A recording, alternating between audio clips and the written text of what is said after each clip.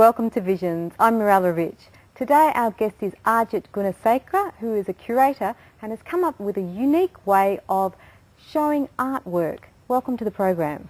Thank you, Mirella. Pleasure. Can you tell us a little bit about your background? Well, I was born in Sri Lanka, Mirella, and I grew up there till I was 14 when my family migrated here, and I've lived in Melbourne since then for most of that time.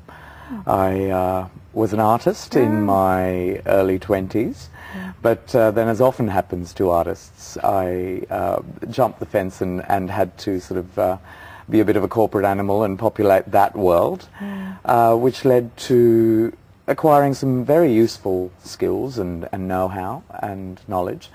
But ultimately I found that that wasn't really satisfying.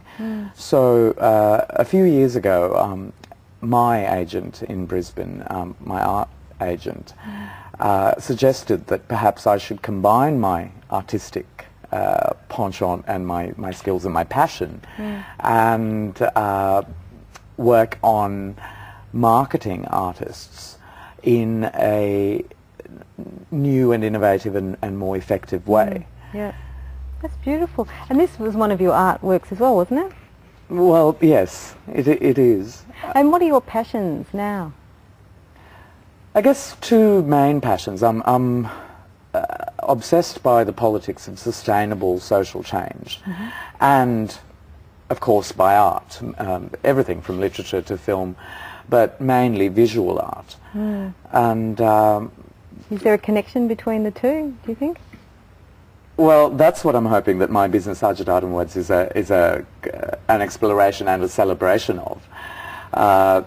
There is a great need, I think, for creating a connection between the two to come up with effective change in society, but also to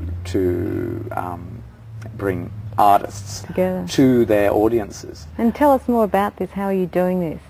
Well, how I've done this over the last year and a bit is by cultivating a symbiotic relationship, if you will, there's a corporate catchphrase, between Carstens, which is a conference and convention centre on Queen Street, which caters to the top end of town sort of corporate world, and using that as an art space from which to market emerging and mid-career artists who have great work to show but often feel alienated and left out of the gallery system that is in place. So this is great, gives them an opportunity to show their work there.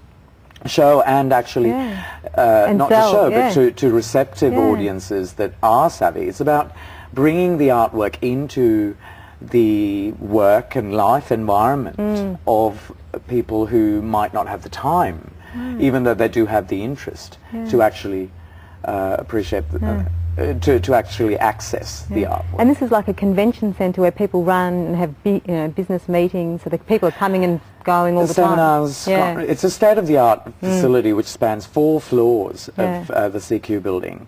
And by about April it'll have grown to 6 floors, including a massive courtyard which will be able to accommodate and really beautifully showcase major sculptural work. Oh, how beautiful. So the idea is that the artists can access that space with minimal overheads, whereas you know, to have that amount of space in the CBD in Melbourne would be completely unfeasible for most galleries.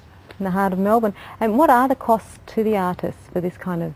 Minimal as compared with working within the gallery system, because Carstens and the management and ownership there really do sort of have a very good sensibility of the fact that if I didn't conduct this operation there, they would have to cater to their clientele by perhaps leasing work from somewhere like Art Bank at a cost of thousands of dollars to them, and then the work would be static, and sure, it would be pleasing to the eye, but it would the work would be there for a whole year.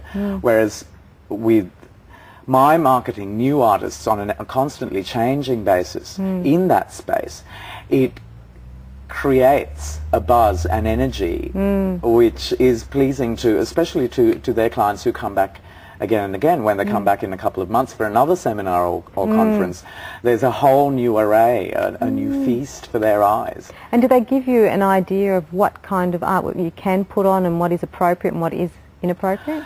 There are some limitations within which you work, but that is part and parcel of having access to that space. So it's because of that sort of sensitivity that I've built a certain level of confidence, I guess, and I don't think the corporate world is nearly as squeamish or prudish as some people think.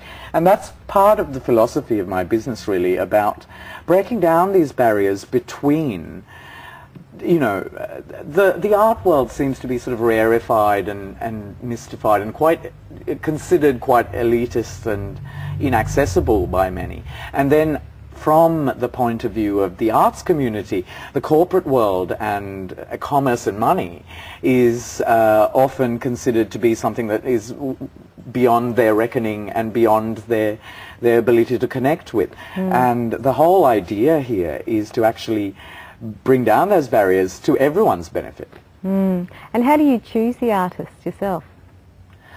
Purely on the merit of their work and their professionalism, their dedication, their own visions, if you will, their sensitivity to what I'm trying to achieve for them, for the community at large, which I'd like to talk about in terms of my desire to involve, not desire, but also the track record of involving community organisations which benefit here and now with every exhibition and with every exhibition launch, rather than in some sort of vague nebulous future when we all become rich from selling that $1 million painting. Oh, that's beautiful. Did you want to talk a little bit more about the community aspect? Sure. What I have chosen to do so far and will continue to do is to, with every exhibition launch, involve a not-for-profit organisation as a beneficiary of that launch. So essentially the sale of drinks from the bar. But there's other forms that benefit can be negotiated. And in exchange for that, what the artists in a particular group show that is launched get is access to a whole new receptive audience. So for example, with last year we worked very successfully with Women's Housing Limited. And for the next exhibition, which is launching on the 27th, Wednesday the 27th at 5:30, we've got Be the Change Australia. The exhibition Generation Next is a group show of 4 fabulous, exciting new artists, hot. And their work is all about looking forward, which is very much aligned with Be the Change's philosophy and activism about sustainable living going into the future. Oh, beautiful. About to go to a break now. Sure. You're watching Vision. Stay with us. We'll be back with more very shortly.